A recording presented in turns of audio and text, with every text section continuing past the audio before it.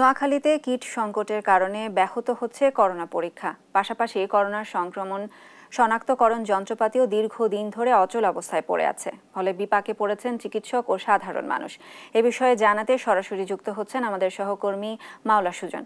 সুজন, স্থানীয় স্বাস্থ্য বিভাগ এই সংকট কাটাতে কী ধরনের উদ্যোগ নিচ্ছেন, আমাদের বিস্তারিত নিয়ে জানাবেন। শায়না, শুরুতে আপনাকে জানিয়ে রাখতে চাই যে কোভিড-19 যখন শুরু হয়েছিল নোয়াখালীতে, তখন ব্যাপক প্রভাব পড়েছিল পুরো নোয়াখালীতে। ফলে নোয়াখালীতে একসময় যে করোনা ভয়াবহ আকার ধারণ করেছিল, তো মাঝখানে বিরতি দিয়ে এখন এই বছর আবার যে করোনার যে একটি প্রকোপ দেখা দিয়েছে সারা বাংলাদেশে, তো তারই অংশ হিসেবে কিন্তু নোয়াখালীতে মোটামুটি করোনা একটি প্রকোপ লক্ষ্য করা যাচ্ছে সাধারণ মানুষের মাঝে।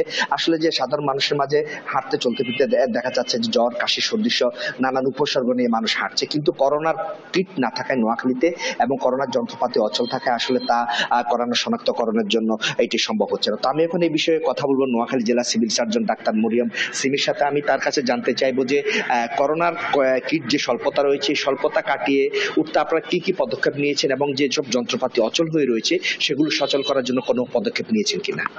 আপনাকে অসংখ্য ধন্যবাদ। আমরা যে র্যাপিড অ্যান্টিজেন কিট এটা চাহিদা দিয়েছি আমাদের স্বাস্থ্য অধিদপ্তরে। তো আমরা আশা করি ওরা প্রথমে জেলা পর্যায়ে দিচ্ছে, জেলা পর্যায়ে 250 বেডে 2-1 দিনের মধ্যে এই কিটটি চলে আসবে আমরা আশা করছি। আর আমাদের নোয়াখালী মেডিকেল কলেজে যে আরটিপিসিআর মেশিনটি আছে এটি সচল করার জন্য আমাদের প্রিন্সিপাল মহোদয় স্যার অধিদপ্তরে জানিয়েছে, ওখান থেকে ইঞ্জিনিয়ার এসে এটা সচল করে দিলে আমরা টেস্ট শুরু করে দিতে পারবো আশা করি ইনশাল্লাহ। কিট যে চাহিদা মতো যে কিটের চাহিদা সেটি আপনারা পাওয়া বলে আশা করছেন কিনা, এবং কিট এলেই কি পরীক্ষার সাথে সাথে শুরু হবে কিনা? হ্যাঁ, ইনশাল্লাহ কিট চলে আসলে আমরা ইনশাল্লাহ সাথে সাথে পরীক্ষা শুরু করে দিতে পারবো এবং আমরা জানতে পারবো নোয়াখালীতে পজিটিভ আছে কিনা। কিছু থাকতে পারে যেটা তো আমরা পরীক্ষা করিনি দেখে বলা যাচ্ছে না। আমরা কিট চলে আসলে ইনশাল্লাহ পরীক্ষা শুরু করে দিব। এই বর্তমান যে করোনার যে নতুন উপসর্গ, এই উপসর্গগুলো কি কি বলে মনে করেন আপনি?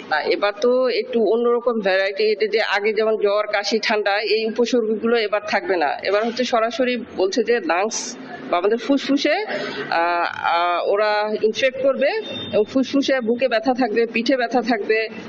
এই ধরনের উপসর্গগুলো এবার বেশি হওয়ার সম্ভাবনা। তবে যাদের আমরা খবর পাচ্ছি চিটাগাং বা ঢাকায় যাদের হচ্ছে অত খারাপ না, আগের মতো অত খারাপ না, রোগীরা মোটামুটি টলারেবল। হ্যাঁ, আর হাসপাতালে ভর্তি হচ্ছে কম। আর আমাদের নোয়াখালীতে এর থেকে প্রাথমিক প্রতিকার কি? প্রাথমিক প্রতিকার যে আমাদেরকে যে স্বাস্থ্যবিধি মেনে চলতে হবে, আমাদেরকে মাস্ক ব্যবহার করতে হবে। তারপর যে আমরা হাত না ধুয়ে চোখ, নাক, মুখে হাত দিব না। তারপর জনসমাগম এড়িয়ে চলতে হবে। আর কোনো রোগী যদি আমরা ইনফেক্টেড ভাবি তার থেকে আমরা 1.5 ফুট দূরে থাকবো। এই আরেকটা ব্যাপার এটা বলা হচ্ছে না, এটা আমরা আমাদের শরীরের যত্ন নেব, ইমিউনিটি বুস্ট আপ করবো, আমাদের খাবার ঠিক করব, এক্সারসাইজ করব। তাহলে ইমিউনিটি ভালো থাকলে এই রোগ আমাদের ক্ষতি করতে পারবে না, এটা আমরা আশা করতে পারি। ধন্যবাদ ডাক্তার মরিয়ম সিমি, জেলা সিভিল সার্জন নোয়াখালী। তিনি আসলে জানিয়েছেন যে চাহিদা, জেলার যে চাহিদা রয়েছে কিটের, সেই চাহিদাপত্র ঢাকায় পাঠানো হয়েছে এবং যে অচল যন্ত্রপাতি রয়েছে সেগুলো সচল করার জন্য ঊর্ধ্বতন কর্তৃপক্ষকে, যথাযথ কর্তৃপক্ষকে জানানো হয়েছে। তো তিনি আশা করছেন খুব শীঘ্রই কিট এবং যন্ত্রপাতি সচল হবে। এ নোয়াখালী থেকে সর্বশেষ। শায়না, ধন্যবাদ সুজন আপনাকে। নোয়াখালী থেকে কিট সংকটের বিস্তারিত নিয়ে জানাচ্ছিলেন আমাদের সহকর্মী মাওলা সুজন।